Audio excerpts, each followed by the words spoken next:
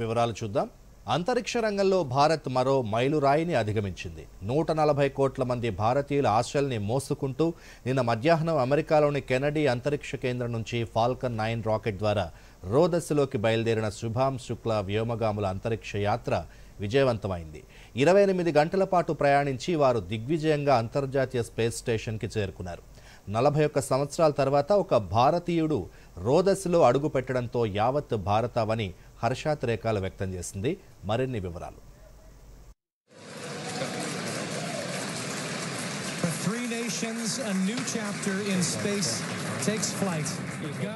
దశాబ్దాల నిరీక్షణకు తెరదించుతూ భారతీయ వ్యోమగామి శుభాంశు శుక్లా నేడు భారత అంతరిక్ష రంగంలో నూతన అధ్యయనానికి శ్రీకారం చుట్టారు.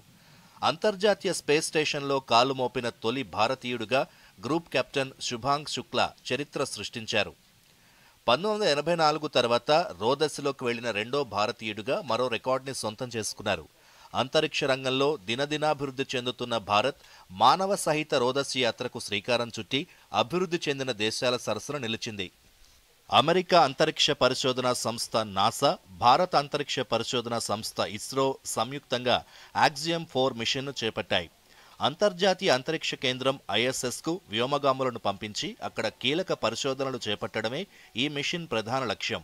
పోలాండ్, హంగేరీ, అమెరికా దేశాలకు చెందిన 3 వ్యోమగాములతో మన దేశం నుంచి వైమానిక దళ అధికారి గ్రూప్ కెప్టెన్ శుభాంశు శుక్లా ఈ ప్రయోగానికి ఎంపికయ్యారు. సుదీర్ఘ శిక్షణ అనంతరం ఈ 4 అంతరిక్ష యాత్రకు సిద్ధమయ్యారు.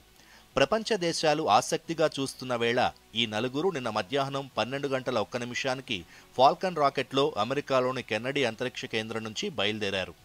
28 గంటల పాటు అంతరిక్ష యానం సాగించి ISSకు చేరువయ్యారు.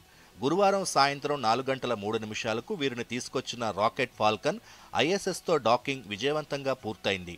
ఈ ప్రక్రియలో స్పేస్ క్రాఫ్ట్ హార్మనీ మాడ్యూల్తో అనుసంధానమైంది.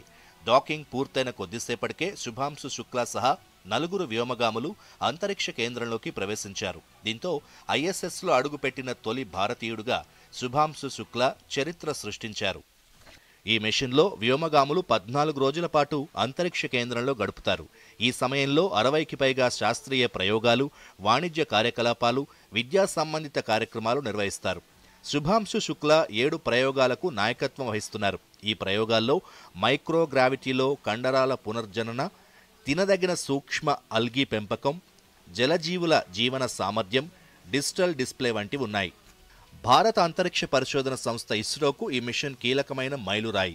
2027లో గగన్యాన్ కార్యక్రమం ద్వారా భారత్ తన సొంత మానవ సహిత అంతరిక్ష యాత్రను చేపట్టడంలో ఈ ప్రయోగం ఒక కీలక ముందడుగుగా నిలుస్తుంది.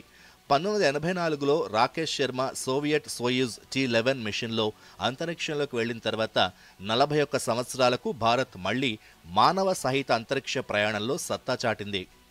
యాక్సియం 4 మిషన్లో భారతీయుడు పాలు పంచుకోవడం మన దేశ యువతకు స్ఫూర్తినిస్తూ అంతరిక్ష పరిశోధనలో దేశ సామర్థ్యాన్ని ప్రపంచానికి చాటి చెప్పింది. Bureau report, Doordarshan news.